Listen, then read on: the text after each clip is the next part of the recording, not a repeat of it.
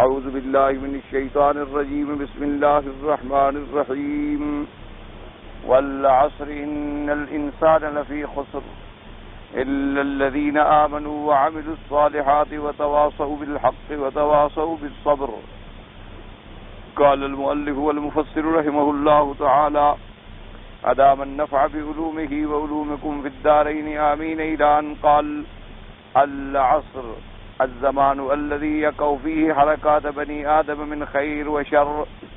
مفسر رحمۃ اللہ علیہ اب سورۃ العصر کی تفسیر میں فرماتے ہیں کہ اللہ نے جو قسم کھائی ہے والعصر، عصر سے کیا مراد ہے؟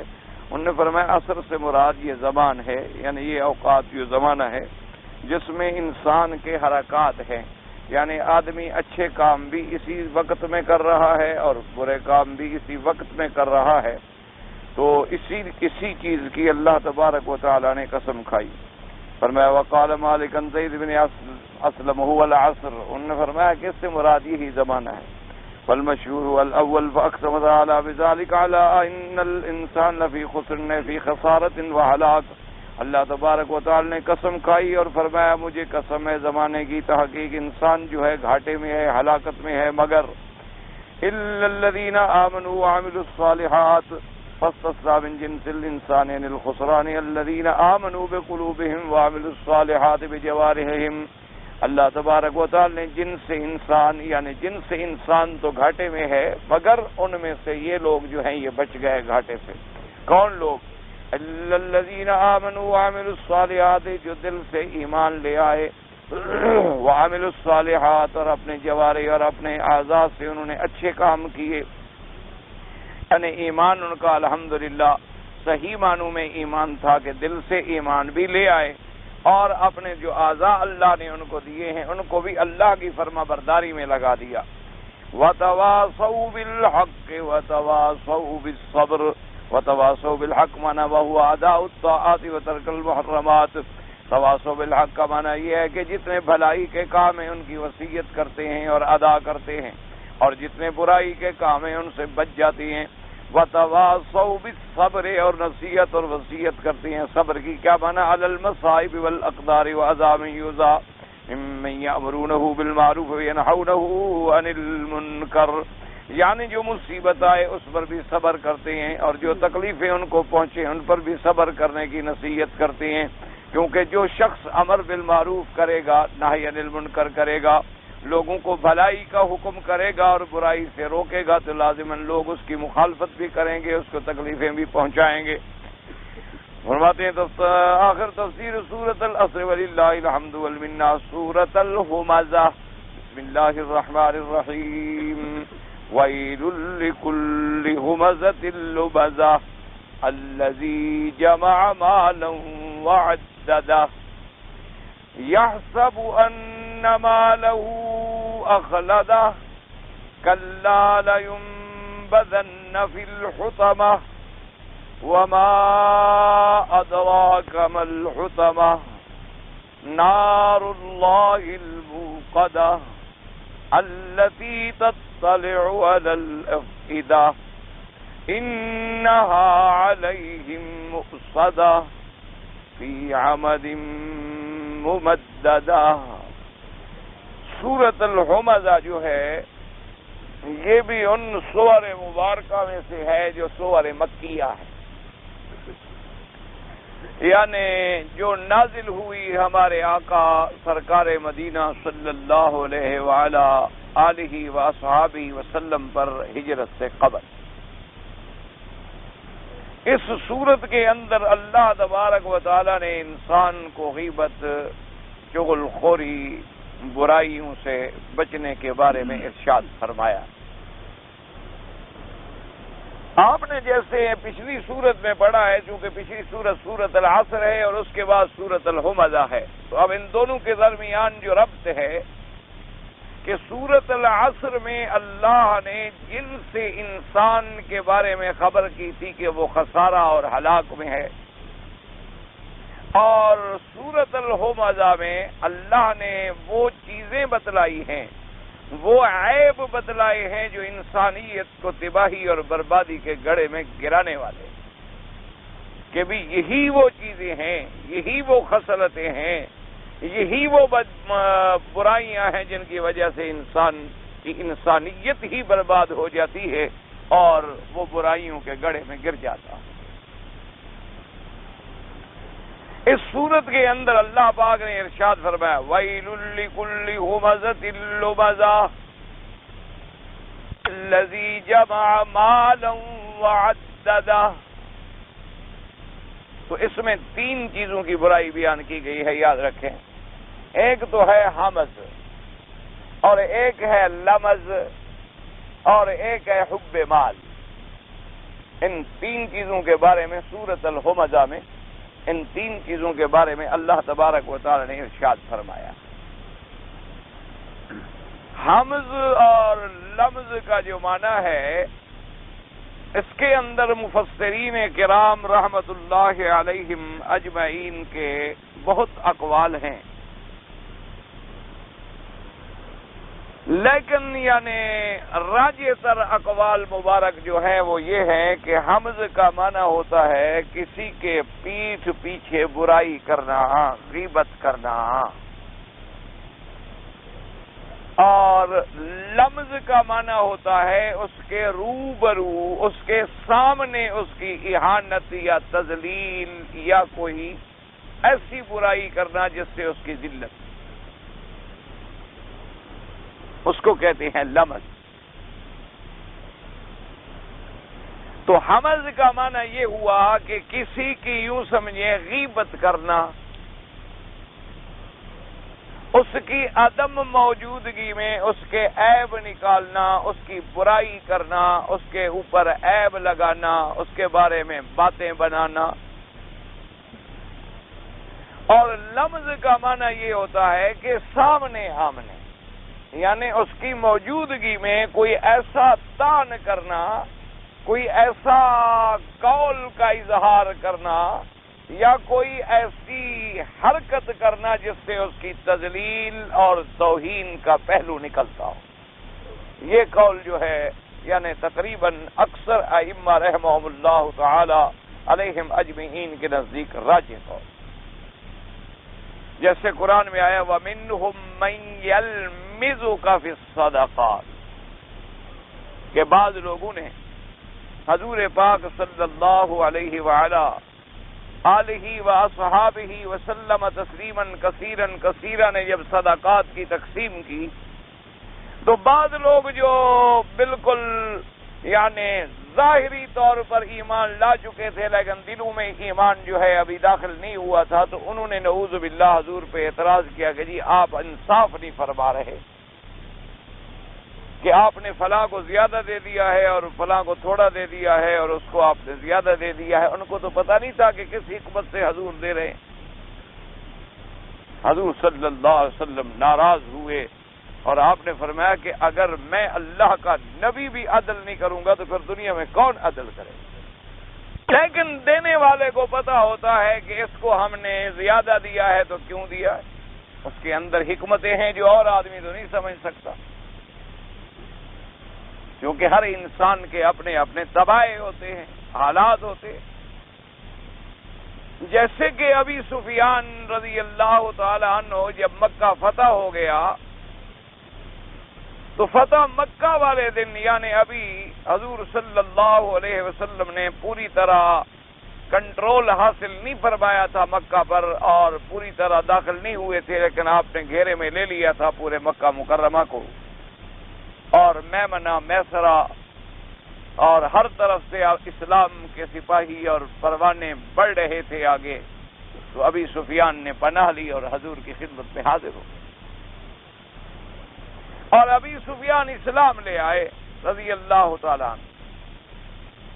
تو حضرت عثمان رضی اللہ تعالیٰ عنہ نے عرض کیا کہ یا رسول اللہ صلی اللہ علیہ وسلم، الحمدللہ کہ ابی سفیان مسلمان ہو گئے، لیکن ابی سفیان مکے کا سردار ہے، قریش کا بڑا آدمی ہے، اور پھر آپ سے بھی اس کی قرابت داری ہے، تو ایسے آدمی کو اسلام میں اگر آپ عزت دیں گے تو اس کا اسلام اور زیادہ مضبوط ہوگا۔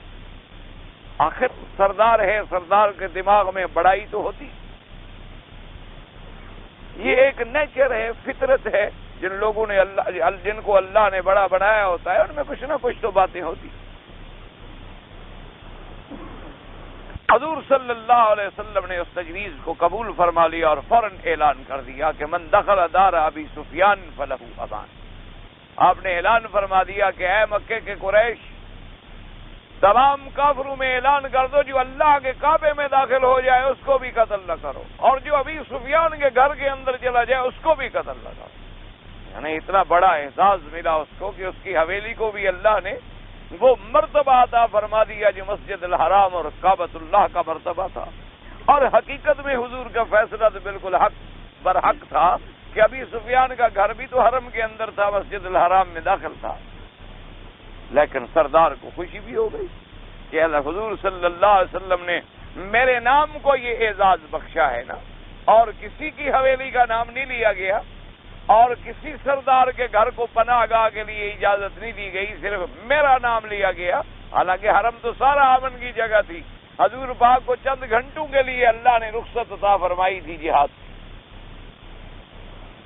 تو اس طرح یہ ایک فطری بات ہوتی ہے۔ تو اس طرح حضور صلی اللہ علیہ وسلم کے زمانے میں بعض لوگ اسلام لاتے تھے نا، بڑے بڑے لوگ ہوتے تھے، تو حضور تالیف قلب کے لیے ان کو زیادہ دے دیتے کہ بھئی یہ بڑے لوگ تھے، اسلام میں آ گئے، اب ان کو ہم چھوٹی موٹی کوئی چیز دیں گے تو ان کی نظر میں تو کوئی قدر بھی نہیں ہوگی نا اس کی۔ کسی کو ایک اونٹ دے دیں، ایک بکری صدقے میں دے دیں، غریب آدمی کے لیے تو ایک اونٹ بڑی بات، لیکن ایک سردار جس نے پہلے سینکڑوں اونٹ چھوڑ دیے ہوں اسلام کے لیے، اس کو ایک اونٹ آپ دے دیں گے تو اس کو کیا ہو جائے گا؟ لیکن جب انہوں نے اعتراض کیا تو وہاں بھی لفظ ہے وَمِنْهُمْ مَن يَلْمِزُكَ فِي الصَّدَقَةِ، کیونکہ بڑے لوگ جو ہوتے ہیں خدا کی قدرت ہے۔ اسی طرح نجد کے علاقے سے سمامد ابن اسال نجدی تھے، بہت بڑا آدمی تھا، بڑا سردار تھا، یمامہ کے علاقے سے۔ حضور صلی اللہ علیہ وسلم نے ایک سریہ بھیجا، ایک فوج بھیجی، اور وہ عمرے کی نیت سے چلا تھا، وہ پکڑا گیا تو حضور صلی اللہ علیہ وسلم کے صحابہ نے اسے گرفتار کیا اور مدینہ منورہ میں لے آئے۔ حضور صلی اللہ علیہ وسلم نے حکم دیا کہ اس کو ایک مسجد کے ستون کے ساتھ باندھ دیا جائے۔ باندھ دیا گیا۔ حضور صلی اللہ علیہ وسلم گزرے، آپ نے فرمایا کہ ہاں بتاؤ بھئی کیا حال ہے تمہارا، کیا چاہتے ہو؟ انہوں نے کہا اللہ کے نبی، میں کوئی لڑتے ہوئے گرفتار نہیں ہوا، میں تو عمرے کے لیے جا رہا تھا اور آپ کے فوج نے مجھے پکڑ لیا، اور میں اپنے قبیلے کا ایک بڑا آدمی ہوں، سردار ہوں، اگر آپ نے مجھے چھوڑ دیا، مجھ پہ احسان کیا، تو آپ یقین فرمائیں کہ آپ ایک مرد پر اور ایک انسان پر اور ایک سردار پہ احسان کریں گے جو احسان کا بدلہ چکانا بھی جانتا۔ وَإِن تَقْتُلْ رَجُلٌ ذَا دَمٍ، اور اگر آپ مجھے قتل کر دیں گے تو میرا قتل کوئی اتنا معمولی بات نہیں ہے، میں بھی خون والا آدمی ہوں، قبیلے والا آدمی ہوں، میرے خون کا بدلہ لیا جائے گا، میں ایسے کوئی گرا پڑا آدمی تھوڑا ہوں، آپ مجھے قتل کر دیں گے تو میرے وہ ساتھ چھوڑ دیں گے، وہ بھی بدلہ لیں گے۔ حضور صلی اللہ علیہ وسلم نے فرمایا کہ اچھا اس کو رہنے دو۔ ایک دن گزر گیا، پھر حضور صلی اللہ علیہ وسلم نے پوچھا کہ اب شاید اس کی طبیعت کچھ قبول کر گئی ہو اسلام کے آثار کو، اسی لیے حضور صلی اللہ علیہ وسلم جو باہر سے وفد آتے تھے ان کو مسجد نبوی میں ٹھہرا دیتے تھے، مسجد نبوی کے قریب، تاکہ مسلمانوں کی عبادت کو دیکھیں، نماز کو دیکھیں، اللہ تبارک و تعالیٰ کے آگے ان کی اطاعت کو دیکھیں، اور ان کے خشوع اور خضوع کو دیکھیں، ان کے اخلاص اور للہیت کو دیکھیں، تو ان کے دلوں میں اسلام یقیناً اثر کرے گا۔ تو دوسرے دن بھی اس نے یہی جواب دیا، اس نے کہا حضور سیدھی سی بات ہے، دو باتیں ہیں، اگر آپ احسان فرما دیں تو میں بھی مرد آدمی ہوں، احسان کا بدلہ ضرور دوں گا، اگر آپ مجھے قتل کرتے ہیں کر دیں، میں بھی پھر برادری اور قبیلے والا آدمی ہوں، میرے خون کا بدلہ ضرور لیا جائے گا۔ تیسری بات میں جانتا ہی نہیں، میں کو لڑتے ہوئے گرفتار ہوا ہوں، میں تو جا رہا تھا اور آپ کے سپاہیوں نے مجھے پکڑ لیا۔ حضور صلی اللہ علیہ وسلم نے تیسرے دن فرمایا کہ بھئی اس کے رسیاں وسیاں چھوڑ دو۔ اس کو بلایا آپ نے، ہم نے فرمایا جاؤ، ہم نے تمہیں آزاد کر دیا ہے اور تم سے کچھ بھی نہیں لیتے، کوئی تمہارے اوپر کسی قسم کا جرمانہ، کسی قسم کی کوئی چیز نہیں، ہم تمہیں رہا کرتے ہیں، جہاں مرضی آتی ہے آزادی سے چلے جاؤ، اور جہاں جانا ہو ہم تمہاری پہنچانے میں بھی مدد کریں۔ وہ گیا، تھوڑی دیر کے بعد غسل کیا، واپس آ گیا۔ اس نے کہا حضور میں بھی دیکھ رہا تھا اتنے دنوں سے، اسلام تو میرے دل میں بھی آ چکا تھا، آپ مہربانی کر کے مجھے کلمہ بھی پڑھا دیں۔ اب ہم پکے قیدی ہو گئے، پہلے تو ہم عارضی قید ہوئے تھے نا، اب ہم بالکل اسلام قبول کرنے کے بعد آپ کے ہمیشہ کے لیے غلام ہو گئے۔ اور اس نے کہا حضور میں عمرے کے لیے جا رہا تھا، اب جو اسلام کا حکم ہو، کیونکہ مجھے تو اب اسلام کے احکام کا پتہ نہیں۔ آپ نے فرمایا نہیں، عمرہ تو اسلام کے اندر بھی ہے، جاؤ پورا کرو، اپنی منت ہے تمہاری پوری کرو۔ وہ مدینہ منورہ سے اکیلا آ گیا۔ جب مکے میں آیا تو کافروں کو تو آگ لگی ہوئی تھی کہ ایک اور بڑا سردار مسلمان ہو گیا۔ خبریں تو آ جاتی تھی، چلتی رہتی تھی، قاصدوں کے ذریعے، تاجروں کے ذریعے، سودا لے جانے والوں کے ذریعے۔ تو کفار قریش نے آ کے اس کو گھیرے میں لے لیا اور کہا کہ ہم تمہیں تکلیفیں دیں گے اور تم نے یہ کیا کیا؟ اس نے کہا دیکھو بات سنو، تم بھی سردار ہو اور تمہارے پاس بھی قوت ہے، اور میں مکے میں اکیلا ہوں، عمرے کے لیے آیا ہوں، اسلام میں قبول کر چکا ہوں میں پکا مسلمان۔ سارے مقابلے سے، مارنے سے میں اسلام تو چھوڑنے کا نہیں ہوں، لیکن ایک بات یاد رکھ لو، تم مجھے نہ ستاؤ تو تمہارے لیے بہتر ہوگا۔ انہوں نے کہا نہیں، ہم تمہیں عمرہ نہیں کرنے دیں۔ انہوں نے کہا سوچ لو، اگر تم نے مجھے تنگ کیا تو میں سردار آدمی ہوں، میں اس کا بدلہ لوں گا تم سے۔ انہوں نے کہا تم ہمارا کیا کر سکتے ہو؟ اس نے کہا ٹھیک۔ اس کو جب انہوں نے تنگ کر دیا، روک دیا، اس نے کہا واللہ لاقطعن علیکم المیرہ، کہنے لگا خدا کی قسم ہے اب اس راستے سے تو تمہیں گندم کا ایک دانہ بھی اگر مکے میں پہنچے تو پھر مجھے بھی نہ کہنا کہ میں کون تھا۔ اس نے جا کر راستے پہ جناب اپنے قوم کے جوان اور بہادر لوگ بٹھا دیے کہ کوئی قافلہ جا رہا ہو مکے کو لوٹ لو، مت جانے دو، ایک دانہ بھی مت جانے دو قریش۔ یہ کون ہے ہماری توہین کرنے والے؟ اب مال وہیں سے آتا تھا، شام کے راستے سے، نجد سے گزرے گا اور کہاں سے گزرے گا، اور راستہ کوئی نہیں، تو جو راستے میں آئے وہ روک لے۔ چند دنوں کے اندر نتیجہ یہ نکلا کہ کفار قریش قحط میں مبتلا ہوئے اور اس مقام پہ جا پہنچے، اللہ باپ فرمائے کہ جنگلوں کے جانور پکڑ کے کھاتے تھے، اور جوتوں کے ٹکڑے جو تھے ان کو پانی میں ابال ابال کے پیتے تھے کہ چلو اس سے بھی شاید کوئی خون کا طاقت کا ذریعہ بن جائے۔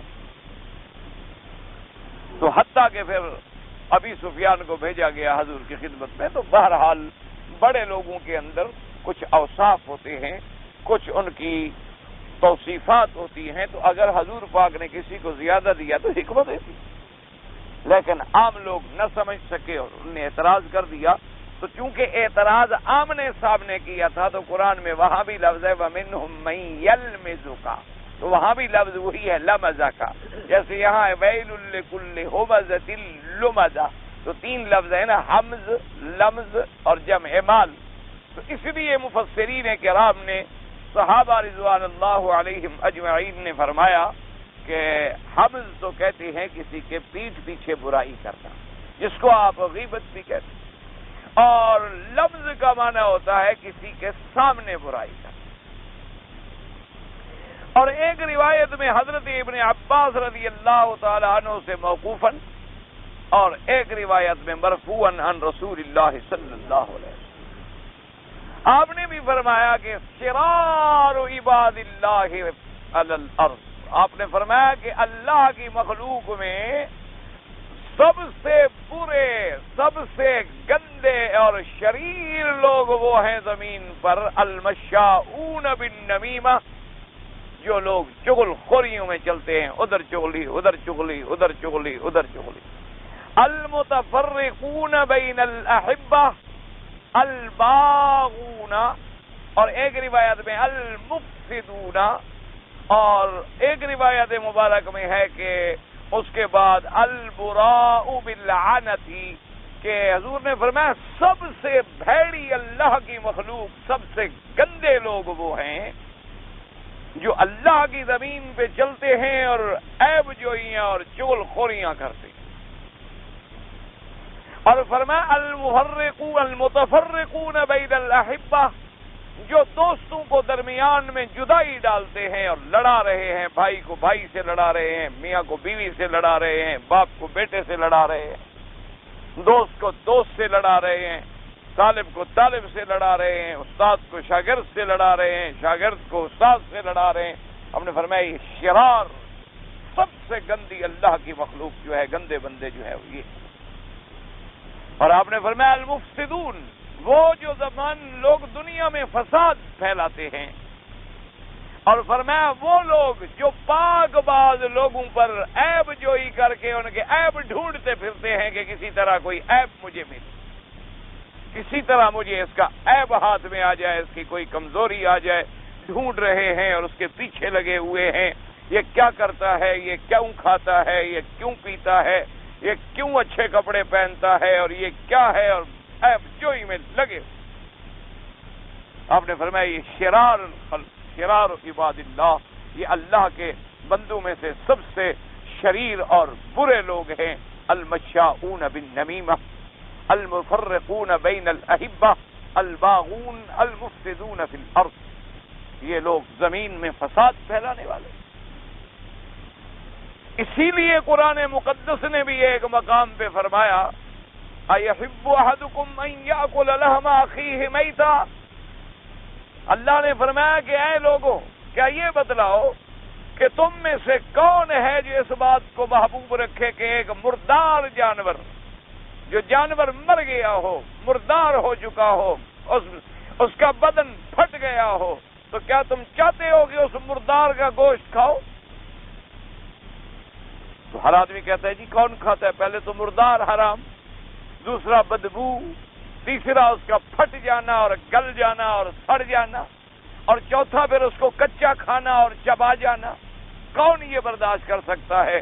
تو آپ نے فرمایا جو کسی مسلمان کی غیبت کر رہا ہے وہ بھی تو اس کا کچا گوشت کھا رہا ہے، کہ اس کی غیبت کر رہا ہے اور اس کی برائی کر رہا ہے۔ اسی لیے ایک حدیث مبارک میں آیا، حضور نے جب یہ بات فرمائی تو صحابہ نے پوچھا کہ یا رسول اللہ صلی اللہ علیہ وسلم، اگر ہم کسی شخص کی برائی کریں، عیب لگائیں، مثلا ہم کہیں کہ بھئی مثال کے طور پر وہ شرابی ہے، چور ہے، برا ہے، اور وہ عیب اس میں موجود ہو، یعنی واقعی وہ عیب والا ہے اور وہ عیب اس میں موجود ہے، ہم نے جھوٹ نہیں بولا، ہم نے لوگوں سے جو بات کی ہے اور اس کی عیب چینی کی ہے، وہ عیب اس کے اندر موجود ہے یا رسول اللہ، تو آپ نے فرمایا یہی تو غیبت ہے۔ آپ نے فرمایا یہی تو غیبت ہے کہ عیب اس کے اندر ہے، لیکن تم اس کے پس پشت بیٹھے ہوئے لوگوں کے اندر اشتہار بنے ہوئے ہو۔ اگر اس کے اندر عیب نہ ہو اور تم بات کرو وہ تو بہتان ہے۔ فرمایا کہ فرق ہے غیبت اور بہتان۔ بہتان اس کو کہتے ہیں کہ تم نے ایک آدمی کے ذمے ایک عیب ایسا لگا دیا کہ فلاں آدمی جناب جو ہے نا وہ اللہ معاف کرے بڑا جواری ہے، حالانکہ وہ جوا اس نے زندگی میں بھی نہیں کھیلا، یہ بہتان ہے۔ اگر اس میں عیب ہے، وہ جواری ہے، لیکن تم اس کے پس بیٹھے ہوئے کہہ رہے ہو یہ وہ جواری ہے اور وہ جواری ہے، تو یہ غیبت ہے۔ اور غیبت اتنا بڑا گناہ ہے کہ ایک حدیث مبارک میں آتا ہے کہ اشد من الزنا، کہ زنا سے بھی بڑا گناہ ہے۔ لوگ تو سمجھتے ہیں نا بس ہاں جی زنا تو بڑا گناہ ہے، غیبت زنا سے بھی بڑا گناہ ہے۔ اور پھر یہ اتنا بڑا گناہ ہے کہ حقوق العباد میں ہے، حقوق اللہ ہوتے ہیں، وہ بھی بڑا گناہ ہے کہ اللہ کے بندہ حق پورے نہ کرے، لیکن وہاں معافی کی امید تو ہے کہ توبہ کریں گے معاف ہو جائیں گے۔ لیکن حقوق العباد میں تو معافی کا امکان ہی نہیں ہے جب تک کہ عبد اپنے حقوق کو معاف نہ کرے۔ اسی لیے اب قصہ عائشہ صدیقہ رضی اللہ تعالی عنہا کو دیکھیں، وہاں اللہ نے غیبت کا لفظ نہیں فرمایا، وہاں فرمایا کہ جب تم نے یہ بات سنی تھی کہ کہنے والے بی بی عائشہ کے بارے میں یہ کہہ رہے ہیں، تو تم نے فوراً یہ کیوں نہ کہا سبحانک ھذا بہتان عظیم، کہ یہ تو بہت بڑا بہتان ہے، بی بی عائشہ پاک ہیں اور وہ صحابی پاک ہیں رضی اللہ تعالی عنہم اجمعین۔ تو اس لیے ہمیشہ یاد رکھیں کہ کسی انسان کے پس پشت اس کا عیب نکالنا اور اس میں، اور پھر یہ برائی ایسی ہے کہ جب آدمی موجود نہیں ہوتا اور اس کی عدم موجودگی میں آدمی غیبت کرتے ہیں تو وہ خود بخود لمبی ہوتی چلی جاتی ہے، کیوں؟ آگے روکنے والا تو ہے ہی نہیں، آگے کوئی جواب دینے والا بھی نہیں ہے، روکنے والا بھی نہیں ہے، صفائی پیش کرنے والا بھی نہیں ہے، بس بیٹھے جناب پھر پڑھ رہے ہیں اور پڑھ رہے ہیں اور پڑھ رہے ہیں۔ اسی لیے ایک آدمی نے امام ابو یوسف رحمۃ اللہ علیہ، جو حضرت امام ابو حنیفہ رحمۃ اللہ علیہ کے شاگرد ہیں، بہت بڑے شاگردوں میں، ان سے کہا، اس نے کہا کہ بھائی امام ابو حنیفہ رحمۃ اللہ علیہ میں اور تو جتنی خوبیاں اللہ نے رکھی ہیں تو رکھی ہیں، لیکن میں نے اتنا عرصہ حضرت کی خدمت میں رہا ہوں، اتنا عرصہ میں نے رات دن حضرت کے قریب گزارا ہے، ان کی زبان پر میں نے کبھی کسی کی غیبت نہیں سنی۔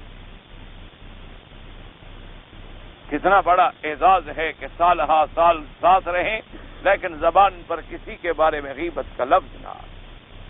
اس لیے اللہ تبارک و تعالی نے فرمایا ہم ازا، وہ لوگ ہم زمانہ عیب لگانے والے، غیبت کرنے والے پس پشت۔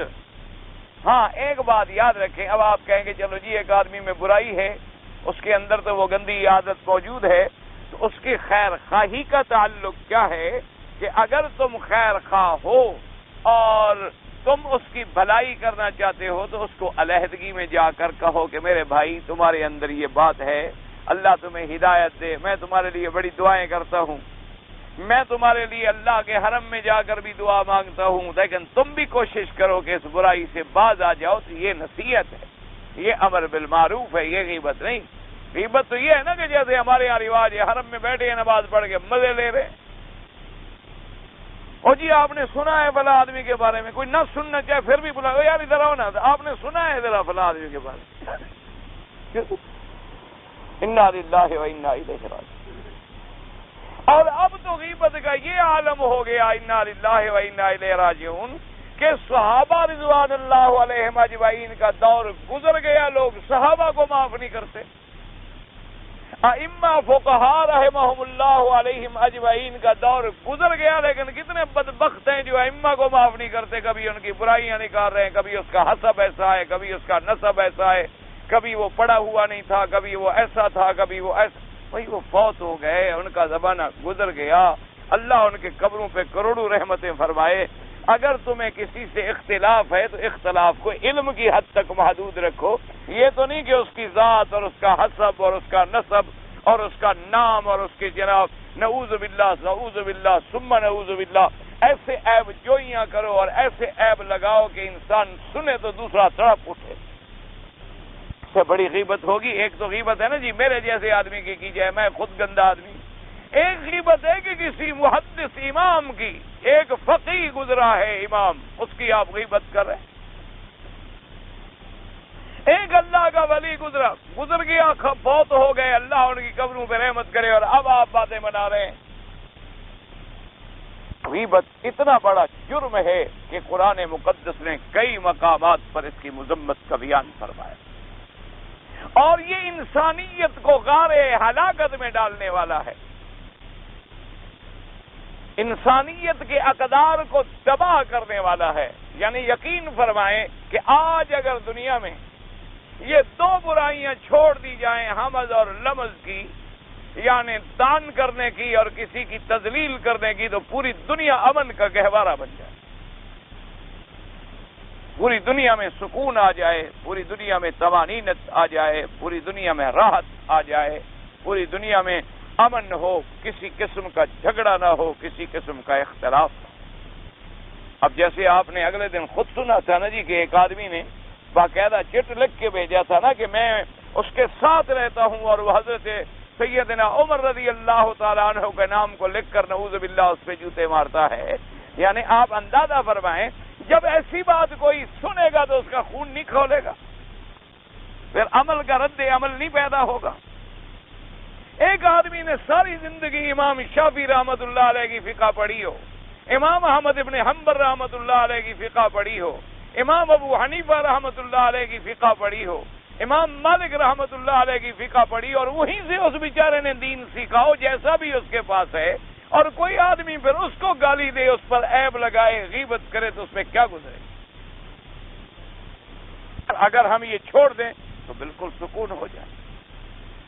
اس لیے حدیث میں آتا ہے کہ غیبت جو ہے یہ زنا سے بھی زیادہ شدید جرم ہے، کہ کسی کے پیٹھ پیچھے بیٹھ کے اس کی برائیوں کو ڈھونڈنا، اس پر عیب لگانا، اس کی طعن کرنا، اس کے حسب اور نسب میں طعن کرنا، اس کے اوپر کوئی ایسا عیب جو اس میں پایا جاتا ہے.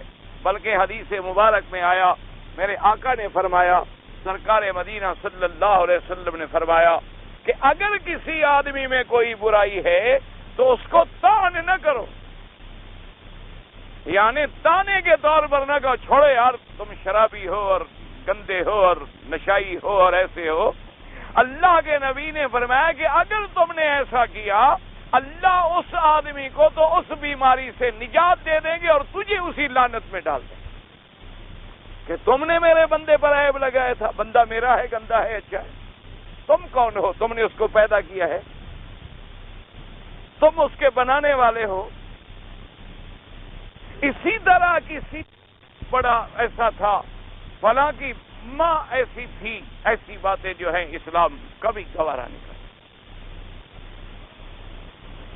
اور ایک ہے لفظ کے کسی کے منہ پر تذلیل کرنا، کہ اس کے آمنے سامنے نعوذ باللہ آمنے سامنے اس کو کہنا چھوڑو یار تم کون ہو، تم بھی کوئی انسان ہو، تمہاری کوئی حیثیت ہے، تم جیسے اللہ معاف کرے میرے نوکر ہیں اور تم جیسے ایسے ہیں اور تم جیسے ایسے ہیں. یہ لمز ہے، یہ طعن ہے، اس پر بھی اللہ نے ہلاکت اور جہنم کی وعید دی. اور یہ عادت کن کی تھی. صحابہ نے لکھا کہ ولید ابن المغیرہ، امیہ ابن خلف، اسی طریقے سے اور بدبخت کافروں میں جیسے عبداللہ ابن ابی مدینے کے یہودیوں میں سے، اور مکے کے کافروں میں سے امیہ ابن خلف، ولید ابن المغیرہ، اور بھی کفار تھے. ان کی عادت تھی کہ وہ صحابہ جب گزرتے حضرت بلال رضی اللہ عنہ، حضرت صہیب رضی اللہ عنہ، حضرت عمار، حضرت خباب رضی اللہ عنہم اجمعین، تو یہ تانے دیتے اور کہتے ہیں دیکھو کالا جا رہا ہے، وہ دیکھو دیکھو بڑا مسلمان بنا پھرتا ہے. اور کبھی یہ ہوتا ہے کہ آدمی قول سے کسی کا برا کرتا ہے، زبان سے کہتا ہے کہ دیکھو جی فلاں ایسا ہے. کبھی یہ ہوتا ہے قول نہیں استعمال ہوتا بلکہ اشارے کرتا ہے، دیکھو ذلیل جا رہا ہے. کبھی آنکھوں سے اشارہ کرتا ہے، کبھی ہاتھوں سے اشارہ کرتا ہے، کبھی پاؤں سے اشارہ کرتا ہے. اللہ نے فرمایا ایسے لوگ جو ہیں طعن کرنے والے، ان کے لیے جہنم کی سزا.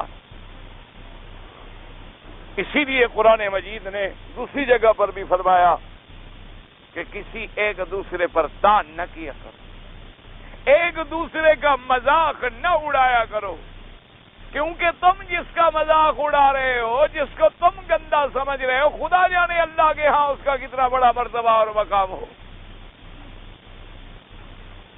خدا جانے اس کا اللہ تبارک و تعالیٰ کے ہاں کتنا مرتبہ ہو. تمہاری نظروں میں تو وہ بڑا حقیر ہے. ایک دن ایک فقیر بیٹھے تھے اور مامون کا بیٹا اپنے محل سے ابراہیم کھڑا دیکھ رہا تھا. اس نے دیکھا کہ ایک فقیر ہے بیٹھا ہے اور اس نے ایک روٹی نکالی اور اس روٹی کو توڑا اور آدھی روٹی جو تھی وہ پانی سے نکلی اور باقی آدھی روٹی کو اس نے اسی طرح اچھی طرح کپڑے میں لپیٹا اور لپیٹ کے سرانے رکھا اور سو گیا. تو بادشاہ کا بیٹا تھا، بہرحال وہ دیکھ رہا تھا، اس نے اپنے نوکروں سے کہا کہ جاؤ اور اس بوڑھے کو بلا کے لے آؤ۔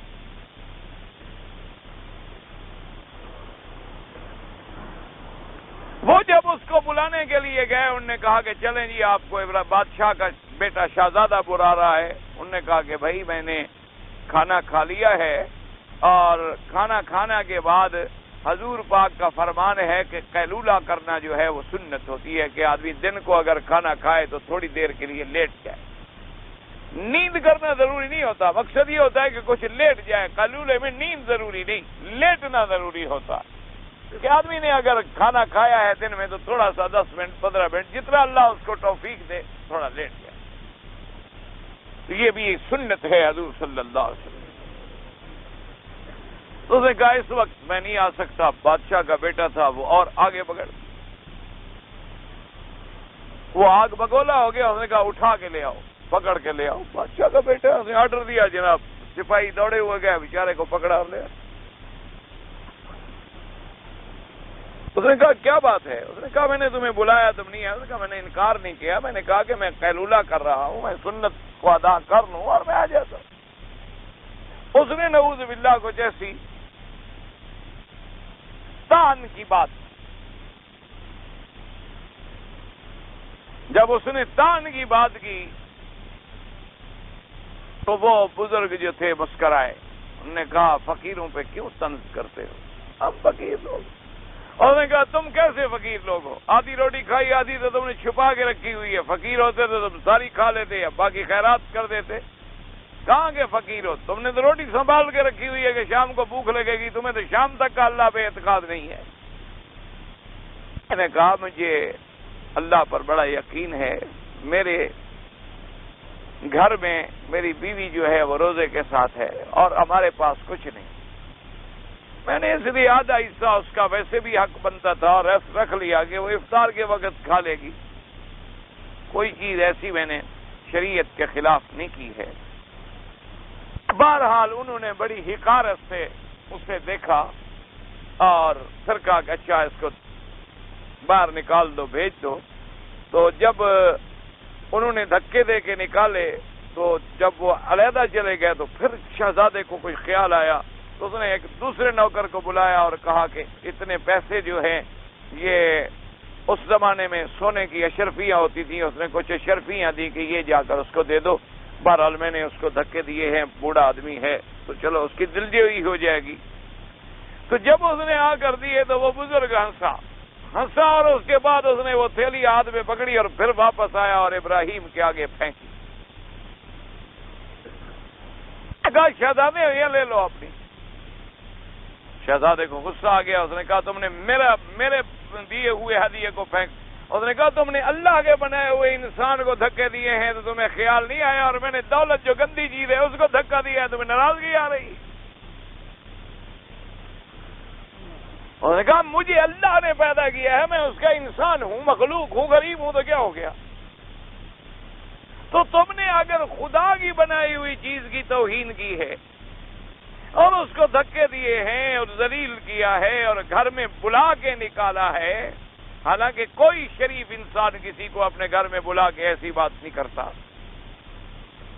اور میں نے تو اس دنیا کو جس کو دھکے دینے کا ہمیں حکم ہے کہ اس کو ہم ٹھکرائیں، اس کی طرف ہم توجہ نہ کریں، اگر صرف میں نے اس کو پھینکا ہے، تمہیں تو نہیں پھینکا، تمہارے کسی ملازم کو تو نہیں پھینکا، بس اتنی سی بات کرنی تھی۔ الحمدللہ اللہ تبارک و تعالی نے بزرگوں کی زبان میں بھی اثر رکھا ہوتا ہے۔ شہزادے کو چوٹ لگ گئی، اس نے شام کو اپنی شہزادگی چھوڑی اور جنگل۔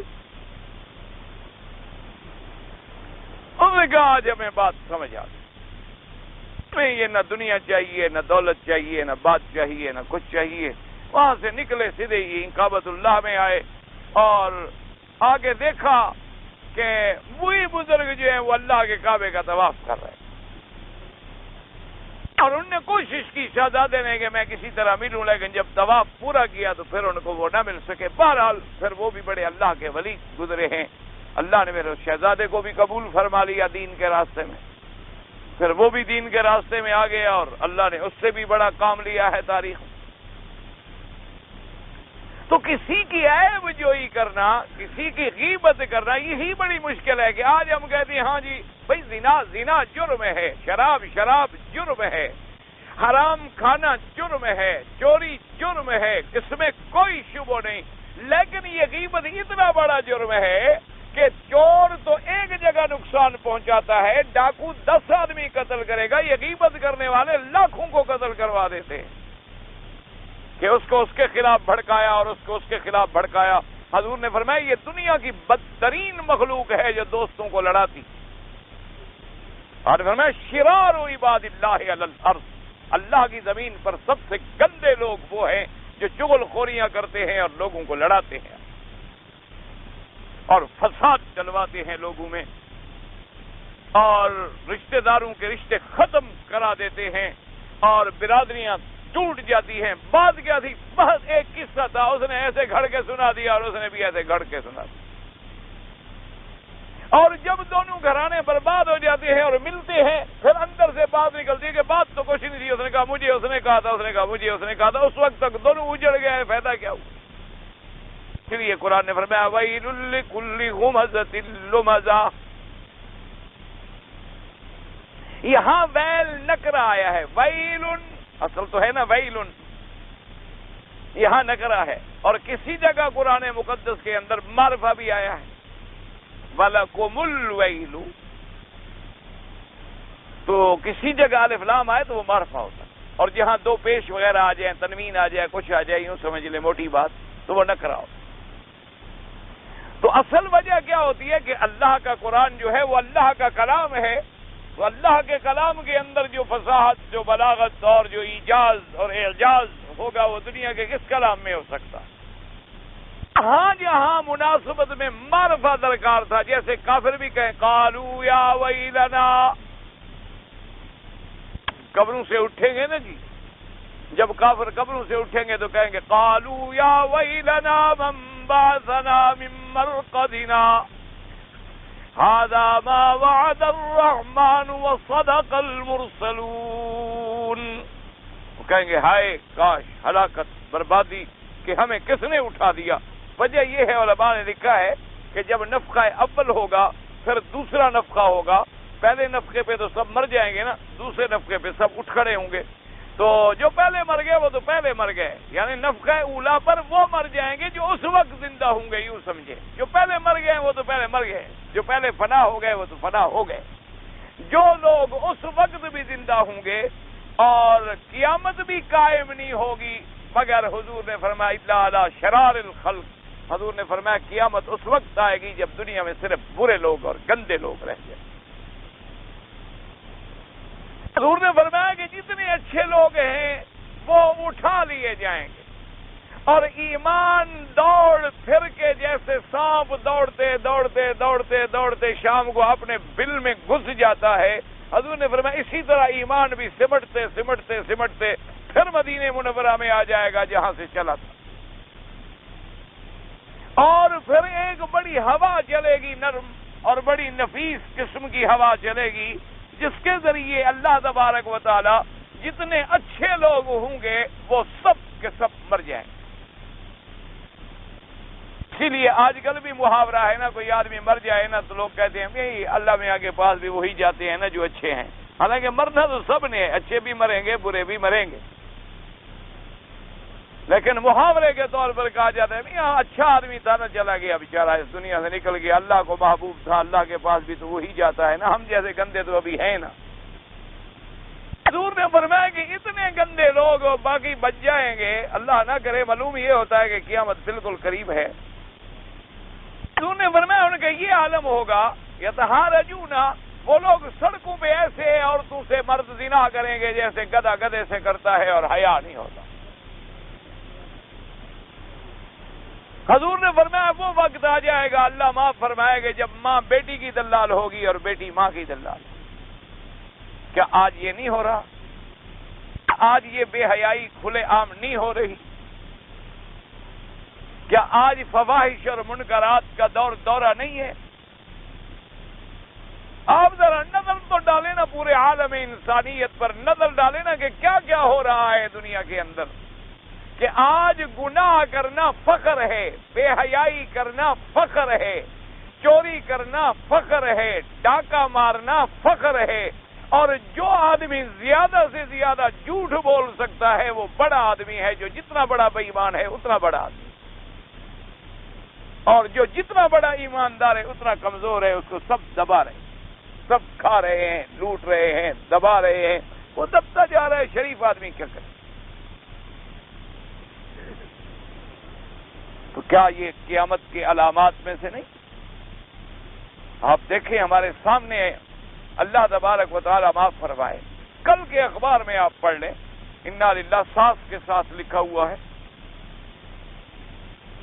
اسی طرح اللہ تبارک و تعالی رحمت فرمائے، یعنی اللہ معاف فرمائے، مجھے خود اللہ کے کعبے میں بیٹھ کے میں بات آپ کو بتا رہا ہوں، میں یہاں سے عشاء کے بعد نکلا، ایک نوجوان بچہ لڑکا بیچارہ مجھے ملا، اس نے کہا جی میں نے آپ سے ایک بات پوچھنی ہے، اور مجھے پوچھتے ہوئے بھی بڑا حیا بھی آتی ہے، شرم بھی آتی ہے، میں کئی دنوں سے آپ کے پیچھے آتا ہوں اور پھر شرم سے نہیں پوچھ سکتا۔ میں نے کہا کیا؟ اس نے کہا جی ایک آدمی نے مجھے بلوایا کام کے لیے، مجھے ویزا دلوایا، مجھے کام کے لیے بلایا، اور میرے علاقے کا آدمی ہے، اس سے میرا تعلق ہے، اور اس نے کہا کہ جناب وہ نمازی بھی ہے اور داڑھی بھی رکھتا ہے اور سب کچھ کرتا ہے، لیکن مجھے یہاں بلانے کے بعد میرے ساتھ بدفعلی پر مجھے جبر کرتا ہے کہ میں نے تمہیں اسی لیے بلایا۔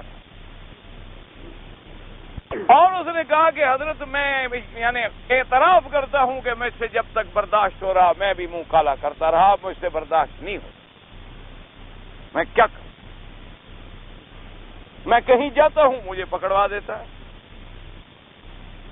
نکلنا چاہتا ہوں باہر جانے نہیں دیتے، چونکہ مجھے بلوانے والا وہی میری برادری کا آدمی ہے، اس دوسرے عرب کا تو کوئی قصور ہی نہیں بچا، وہ کہہ رہے بھائی تمہارا اپنا چاچا ہے، مجھے کیا پتا ہے اچھا ہے برا ہے، تم جانو تمہارا کام جانے، مجھے تو اسی نے کہا تھا، میں تو نہیں جانتا۔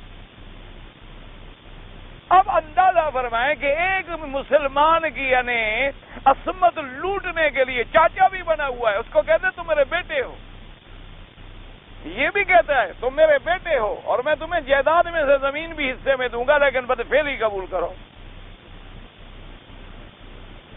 اس سے بڑا کوئی عیب اور دنیا میں کوئی عذاب کی جگہ ہے؟ اب یعنی اندازہ کریں اگر ہمیں اللہ کے کعبے کا حیا بھی نہ ہو، ہمیں حرم مکے اور مدینے کا حیا بھی نہ ہو، ہمیں اپنی داڑھی رکھنے کا لحاظ بھی نہ ہو، ہمیں حرم شریف میں آنے کا لحاظ بھی نہ ہو، اور ہم جیسے گدھے کھوتے آئے تھے اسی طرح گدھے کھوتے رہیں، تو پھر یہاں رہنے کا کوئی فائدہ ہے؟ نہ مجھے آپ بتائیں پھر آدمی اپنے گھر میں کیوں نہ جھوٹ بولے بجائے حرم میں جھوٹ بولنے کے؟ اپنے ملک میں جا کر کیوں نہ نعوذ باللہ گناہ کرے اللہ کے حرم کے اندر بیٹھ کے کرنے سے؟ اس لیے حضرت عبداللہ ابن عمر رضی اللہ تعالی عنہما جب آتے تھے تو یہ جو آپ تنعیم دیکھا ہے نا آپ نے، جہاں مسجد ہے سیدہ عائشہ صدیقہ رضی اللہ تعالی عنہا، تو وہ یہی قیام فرماتے تھے جب آتے مکے میں ٹھہرنے کے لیے، تو ایک خیمہ لگاتے حد حرم سے باہر اور ایک خیمہ لگاتے حد حرم کے اندر۔ تو ملازمین ساتھی پوچھتے حضرت یہ آپ کیا تکلیف فرماتے ہیں؟ انہوں نے کہا جب عبادت کرنی ہوتی ہے تو اللہ کے حرم کے اندر چلا جاتا ہوں، اور جب کھانا کھانا ہے، آرام کرنا ہے، روٹی کھانی ہے، میاں بیوی نے ملنا ہے تو میں اس خیمے میں چلا جاتا ہوں، کہیں نوکر کے بارے میں کوئی زبان سے حرف اللہ کے حرم میں گندا نکل جائے تو پھر میں قیامت میں کیا جواب دوں گا؟ وہ حرم کے باہر نکلے، حرم کے اندر تو نہ نکلے۔ حضرت ابن عباس رضی اللہ تعالی عنہ جیسے آدمی جو حبر المفسرین ہیں، طائف میں آپ نے زندگی گزار دی، طائف میں فوت ہو گئے، طائف مکہ کوئی دور تو نہیں تھا، لیکن فرماتے تھے کہ بھئی مجھے اللہ کے حرم میں رہتے ہوئے ڈر لگتا ہے کہ کہیں کوئی بات ایسی زبان سے نکل جائے خدا کے حرم۔ ان کو حرم کا بھی پتہ تھا نا جی، ان کو اللہ کے حرم کا احترام کا بھی پتہ تھا، عظمت کا بھی پتہ تھا، عزت کا بھی پتہ تھا۔ ہمیں تو نہ حرم کا پتہ ہے، نہ حرام کا پتہ ہے، نہ حلال کا پتہ ہے، جو ملتا ہے ابھی تو جہنم ہے پیٹ کا، بھر لو، کل کیا ہوگا دیکھا جائے گا۔ ہماری زندگی تو اب یہ ہو گئی ہے کہ ابھی تو بس جہنم بھرو پیٹ کا، حلال ملتا ہے تو بھر لو، حرام ملتا ہے تو بھر لو، جھوٹ ہے تو بھر لو، غیبت ہے تو بھر لو، اپنا جو مرضی ہے کہو میاں کل کا کس نے دیکھا ہے؟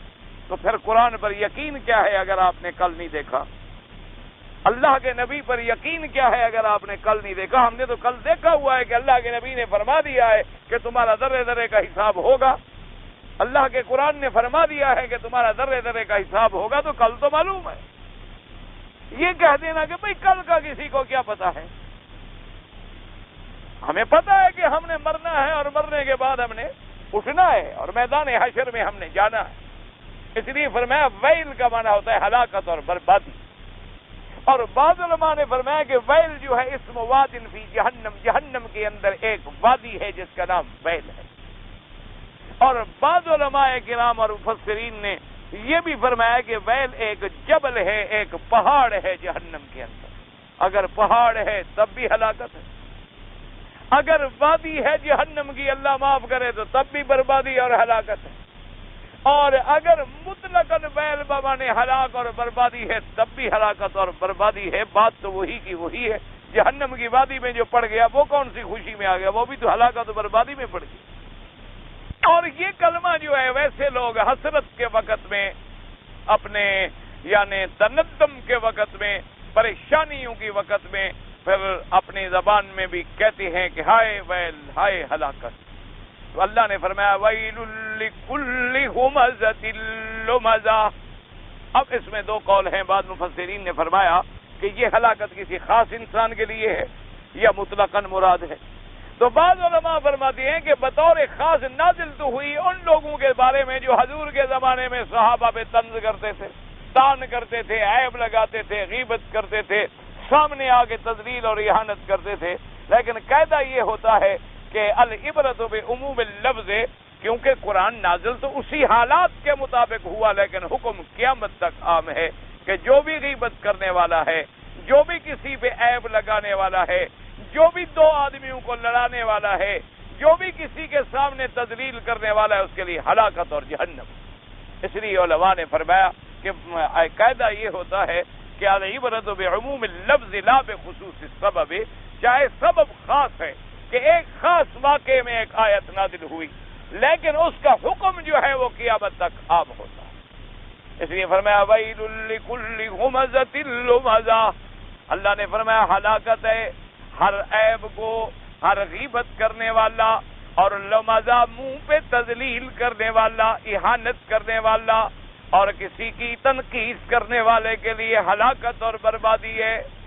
الذی جمع مالا وعددہ، اور فرمایا کہ وہ شخص کہ جس نے مال اکٹھا کیا، عددہ کا معنی بعض علماء نے فرمایا اور بڑھاتا گیا، اور بعض علماء نے فرمایا عددہ کا معنی جمع کرتا ہے مال کو اور گنتا ہے۔ بعض نے کہا یہ عددہ کا معنی گننے سے ہے، لیکن بات سمجھو، پہلے تو بات تھی غیبت کرنے والے کی اور تذلیل کرنے والے کی، آگے آ گئی جس نے مال اکٹھا کیا۔ جس نے مال اکٹھا کیا اور مال کو گن گن کے رکھتا ہے، اس کی کیا وجہ ہے؟ یاد رکھیں کہ حب مال یعنی مال سے محبت کو تو ہر آدمی کو ہوتی ہے۔ کون آدمی ہے جو اپنی جیب سے پیسے نکال کے سڑک پہ پھینک دیتا ہے؟ ہر آدمی کو مال سے محبت ہے، ہر آدمی کو اولاد سے محبت ہے، ہر آدمی کو اپنے دولت سے محبت ہے، لیکن جس محبت کی اللہ نے مذمت کی ہے، سمجھو یعنی ایسی مال سے محبت کرنی کہ اللہ کے حق بھی ادا نہیں کرتا اور بندوں کے حق بھی ادا نہیں کرتا، وہ محبت جو ہے مال کی وہ مذموم ہے کہ مال اس پہ غالب آ گیا، اس کی محبت اتنی غالب آ گئی کہ نہ زکوٰۃ ہے، نہ صدقات ہے، نہ ادائے واجبات ہے، نہ نفقات ہیں، نہ خیرات ہے، نہ غریبوں اور مسکینوں کا حق ہے، بس حرص ہے اور حرص ہے۔ اور دوسرا علماء نے فرمایا کہ وہ مال یعنی حرام سے ملے یا کہیں سے ملے، بس مال ملے۔ آج آپ نے دیکھا نہیں ہے کتنے لوگ ہیں جو پھانسیوں پہ لٹک رہے ہیں، لیکن پھر بھی اللہ معاف کرے ہیروئن کی اسمگلنگ کرتے ہیں، پھانسیوں پہ لٹک رہے ہیں نوجوان، جانتے ہیں کہ سزائے موت ہے، پھر بھی کہ مال ملے، مال ملے۔ اگر پکڑے گئے چلو جی کیا ہے، زیادہ سے زیادہ ہی ہے نا، پھانسی پہ چڑھ جائیں گے، تختہ ہو جائے گا، جان چھوٹی، لیکن اگر ہم نے جناب نکل گئے پھر تو ہم راتوں رات کروڑ پتی بن جائیں گے نا۔ بس یہی ایک حسرت ہے، یہی ایک ہوس ہے اور یاد رکھیں کہ یہ ہمارے دشمنوں کی ایک بہت بڑی چال ہے، یہودیوں کی بہت بڑی باریک تخطیط ہے کہ انہوں نے مسلمانوں کو مادیات میں اور اقتصادیات میں اور مادی دوڑ میں مبتلا کر دیا ہے کہ ہر آدمی اس دوڑ میں مبتلا ہے کہ میرا گھر ہو اور میری گاڑی ہو اور میری کار ہو اور میری کوٹھی ہو اور میرا رقبہ ہو اور میری جائیداد ہو اور میری زمین ہو۔ اس دوڑ میں انہوں نے ایسا ڈالا ہے کہ ہم دین سے برگشتہ ہو۔ ہر آدمی اس دوڑ میں مبتلا ہے۔ یعنی آپ دیکھ لیں، مولوی ہے، عالم ہے، قرآن پڑھاتا ہے، قاری ہے، حافظ ہے، اللہ کا دین پڑھاتا ہے، نماز ہے، روزہ ہے، لیکن ایک ہوس ہے کہ بھئی میرا گھر بڑا ہو، میرے پاس گاڑی ہو، میرے پاس نوکر ہوں، میرے پاس انتظام کرنے والے ہوں، میرے پاس ایسے ہوں اور فلاں ہوں اور فلاں ہوں۔ ایک ہوس، اس کو کہتے ہیں حب مال، کہ مال کی محبت دلوں کے اندر ایک ایسی اثر کر لیتی ہے، اور محبت پھر ایسی چیز ہے کہ جس کی بھی ہو جائے آدمی کو دیوانہ تو بنا دے گی۔ جن کو اللہ کے رسول سے محبت ہے، آپ نے دیکھا نہیں کہ وہ اپنی جانیں ہتھیلیوں پہ رکھ کے قربان ہو گئے؟ صحابہ کو نہیں دیکھا آپ نے کہ قربان ہو رہے ہیں، اور جناب کھڑے ہوئے بس یہی کہہ رہے ہیں کہ میرے اللہ، اور میرا کوئی خواہش نہیں، ایک خواہش ہے کہ میرے مدنی کو میرا سلام بھی پہنچا دے اور میری خبر بھی پہنچا دے کہ میں شہید ہو گیا۔ ایک تڑپ ہے، ایک تمنا ہے، ایک دھن ہے۔ اس کی انتہا ہے کہ تیر آتا ہے اور صحابی اپنا ہاتھ آگے کر دیتا۔ یعنی عشق اور محبت کی انداز دیکھیں نا جی، آپ کانٹا نہیں برداشت کر سکتے۔ وہ حضور سے تیر روکنے کے لیے ڈھال دیتا رہا، ڈھال ٹوٹ گئی، اب تیر آیا، ہاتھ دے دیا، ہاتھ ختم ہو گیا، دوسرا ہاتھ دے دیا۔ اس نے کہا حضور میں اپنی پوری جان سامنے کھڑے ہو کے چھلنی کرا سکتا ہوں، آپ تک کوئی تیر نہیں آنے دوں گا۔ ایک عشق ہے، محبت ہے، فرق اتنا ہے، کسی کو لڑکوں سے ہو گئی، کسی کو لڑکیوں سے ہو گئی، کسی کو اللہ رسول سے ہو گئی۔ تمہیں بھی عشق ہے، تم اپنے عشق میں مبتلا نہیں ہو، اگر گھر بار چھوڑ کے جو پھر رہے ہو عشق نہیں؟ تمہیں بھی تو دھن لگی ہوئی نا، باپ مرے مرے، ماں مرے مرے، تمہیں دھن نہیں؟ تمہیں بھی تو عشق نے خراب کیا ہوا ہے نا۔ عشق ہے نا، کسی کو دولت کا عشق ہے، کسی کو پیسے کا عشق ہے، کسی کو کاروبار کا عشق ہے، کسی کے دماغ میں شیطان نے یہ ڈالا ہوا ہے کہ اب میں ان کو بڑا بن کے دکھاؤں گا کہ میں نے ایسا کیا اور ایسا کمایا اور ایسا کیا۔ اس لیے اللہ نے فرمایا کہ وہ لوگ تو جمع مال، اس علماء نے فرمایا اس کا ربط ہے وَيْلٌ لِّكُلِّ هُمَزَةٍ لُّمَزَةٍ الَّذِي جَمَعَ مَالًا وَعَدَّدَهُ، کہ یہ کثرت مال، جب مال کی کثرت ہو گئی، دولت آ گئی، اب غریبوں پہ تان کرے گا، غیبت کرے گا، طنز کرے گا، تو اس کا آپس میں ایک ربط۔ انہوں نے فرمایا کہ جب یہ دنیا کیوں آخر تانا کس بات کا کرے گا؟ میں بڑا تو چھوٹا، تبھی تانا کرے گا نا۔ میں بڑا خوبصورت ہوں اور تو بدصورت ہے، حقد ہے اور حسد ہے، تو یہ حب مال جو ہے اصل جڑ ہے۔ جب حب مال آ گئی تو یہ باقی ساری بلائیں جو ہیں خود بخود آ جائیں۔ اس لیے اللہ نے آگے اس کا ذکر فرما دیا کہ وہ کون ہوتے ہیں لمز کرنے والے، وہ کون ہوتے ہیں حمز کرنے والے، جنہوں نے بس مال جمع کیا اور گن گن کے رکھ رہا ہے کہ کوئی پیسہ بھاگ نہ جائے رات کو، روزانہ شام کو گنتا ہے کہ اتنے ہو گئے۔ وہ بھی کل تو بدبخت تم نے گنے تھے، وہ کہتے پتہ رات بھاگ گیا ہو، پھر گن رہا ہے اور پھر گن رہا ہے اور پھر گنتا ہے، اور باہر سے کنڈی کھٹکھٹایا، پھر بیچارہ اوپر گدے ڈال رہا ہے بھی کہ دیکھ نہ لے، اس کو کھڑے کھڑے آج بھی جلدی جائے، میں پھر گنوں، جلدی کروں۔ اس لیے قرآن میں الذی جمع مالا وعددہ، اللہ تبارک و تعالی آپ کو مجھے ان برائیوں سے بچائے اور ہر مسلمان کی حفاظت فرمائیں۔ کہتے ہو جی اگر میں والدین کے لیے سورۃ فاتحہ یا کل پڑھوں، ان کو قرآن پڑھوں، ثواب ملے گا؟ بالکل ملے گا بھائی، ثواب میں تو انکار نہیں ہے۔ یاد رکھو، ایک موٹی بات یاد رکھ لو کہ اگر والدین کو اولاد کے پڑھنے کا ثواب نہ ملے تو پھر حدیث مبارک میں باقاعدہ موجود ہے کہ ولد صالح یدعو لہ، کہ آدمی جب مر جاتا ہے اگر اچھا بیٹا چھوڑ گیا جو اس کے لیے دعا کر رہا ہے تو اس کو فائدہ ہو رہا ہے۔ اور اسی طرح اگر ہمارے پڑھنے پڑھانے کا فائدہ نہ ہو مردے کو تو پھر جنازہ پڑھنے کا کوئی فائدہ؟ نماز جنازہ جو پڑھتے ہیں تو ہم اس میں بھی تو دعا کرتے ہیں نا کہ اللہم اغفر لحینا و میتنا و شاہدنا و غائبنا، اس لیے لازمی ہم جو باتیں منع کرتے ہیں نا، جو ہمارے ہاں کاروبار ہے کہ چونکہ جی باپ مر گیا ہے، اب دل بھی اس کا نہیں چاہ رہا، لیکن کہتا ہے جی اب تیسرے دن کل تو کر دیں نا، برادری منہ کالا کرے گی، کہے گی دیکھو باپ مر گیا، اس بدبخت نے خیریت بھی نہیں کی، حالانکہ کہتے ہیں اچھا ہوا مر گیا، دفعہ ہو، میں تو دعائیں مانگتا تھا کہ مر جائے۔ ماں باپ سے تو لوگ بڑے تنگ ہیں نا بیچارے، لیکن کہتے ہیں جی خیرات تو کرنی ہے، بہرحال برادری تانا دے گی، یہ بدعات ہے۔ اچھا جی چلو یار 2-3 حافظ بھی بلا لو، ان کو پیسے شیسے دے دیں گے، قبر پہ بٹھا دو، پڑھتے رہیں، لوگ دیکھیں کہ بڑا ثواب پہنچا رہے ہیں، یہ کوئی فائدہ نہیں، بدعات ہے۔ تم خود پڑھو، دعا کرو، اللہ ثواب دیتا ہے۔ میری بیوی کا آپریشن ہوا ہے، 5 دن ہوئے ہیں، ہوش نہیں، اللہ پاک شفا عطا فرمائے، جتنے بھی بیمار ہیں اللہ سب کو شفا کاملہ عطا فرمائے۔ اگر فجر کی نماز کے بعد طواف کرے تو سورج نکلنے سے پہلے ہم نماز پڑھیں، امام ابو حنیفہ رحمۃ اللہ علیہ فرماتے ہیں کہ سورج نکلنے کے بعد پڑھیں۔ باقی ائمہ کے نزدیک حرم مبارک کے اندر ہر وقت نماز پڑھنی جائز ہے۔ اور ویسے میں تو بھائی اس کو یعنی دونوں احادیث مبارک پہ اللہ عمل کی توفیق دے یوں کر لیتا ہوں کہ اگر کوئی مجبوری ہے، آپ نے کہیں جانا ہے، آپ کو کہیں پہنچنا ہے، پڑھ لیں، آپ چلے جائیں۔ اور اگر آپ کو جانا نہیں، مجبوری نہیں ہے، تو افضل وقت یہی ہے کہ سورج نکلنے کے بعد پڑھیں، تاکہ کسی حدیث کی مخالفت بھی باقی نہ رہے، اس میں کوئی جھگڑے والی بات پیدا ہی نہ کیا کرے۔ مثلا آپ نے کہیں سفر پہ جانا ہے، مدینہ منورہ جانا ہے، آپ نے جدہ جانا ہے، آپ نے طائف جانا ہے، ساتھی رکے ہوئے ہیں، آپ نے طواف کر لیا اور آپ نے 2 رکعت نہیں پڑھی تھی، پڑھ لیں اور چلے جائیں، الحمدللہ گنجائش موجود ہے، اجازت موجود ہے۔ اور اگر آپ موجود ہیں تو پھر اس وقت میں کیوں نہ پڑھیں کہ کوئی حدیث بھی مخالف نہ ہو، پھر آرام سے پڑھیں بعد میں۔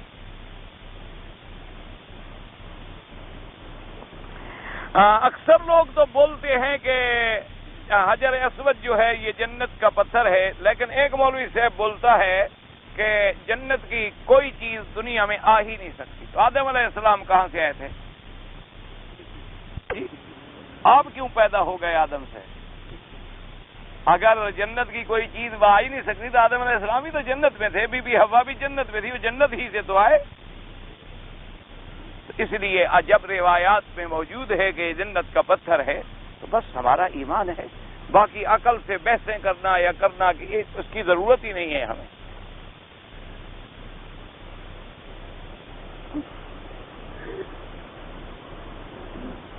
ہمارے علاقے کے 2 مدرسے والے یہاں آئے ہیں چندہ لینے، ایک جو ہے وہابی ہے اور ایک جو ہے سنی ہے، لیکن وہابی جو ہے وہ کہتا ہے کہ وہ بدعتی ہے۔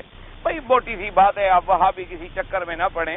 آپ یہ دیکھیں کہ جو صحیح معنی میں قرآن و سنت کے مطابق کام کر رہے ہیں اور بدعات میں اور یہ رسومات میں اور عرس میں اور میلوں میں اور میلادوں میں اور ان میں نہیں پڑھتے، ان کی آپ مدد کریں تاکہ اللہ تبارک و تعالی صحیح لوگوں کو زیادہ سے زیادہ طاقت دے دین پھیلانے کی۔ اگر آپ نے بدعات والوں کی مدد کی تو وہ بدعات کو آگے پھیلائیں، وہ دین کو آگے نہیں پھیلائیں گے، وہ آگے بدعات کو پھیلائیں گے، تو ان کی بدعات پھیلانے میں پھر ہمارا بھی حصہ شامل ہو جائے۔ اس لیے آپ یہ دیکھیں کہ جس مدرسے میں کسی کا ہے، کسی ملک میں ہے، کیا وہ قرآن حدیث کا درس دیتے ہیں، سنت کے مطابق عمل ہوتا ہے، وہاں کوئی بدعات، کوئی عرس، کوئی خیراتی، کوئی 11ویں، کوئی 12ویں، کوئی 13ویں، کوئی 14ویں، کوئی صلاۃ سلام، یہ چیزیں تو نہیں ہیں۔ اگر نہیں ہے تو اس کا مطلب ہے وہ صحیح اہل سنت والجماعت۔ اگر یہ چیزیں ہیں تو وہ اہل بدعت ہیں، اہل سنت کہلا سکتے ہیں۔ ان کے لیے دعا کریں، اللہ ان کو بھی سنت پہ چلنے کی توفیق دے۔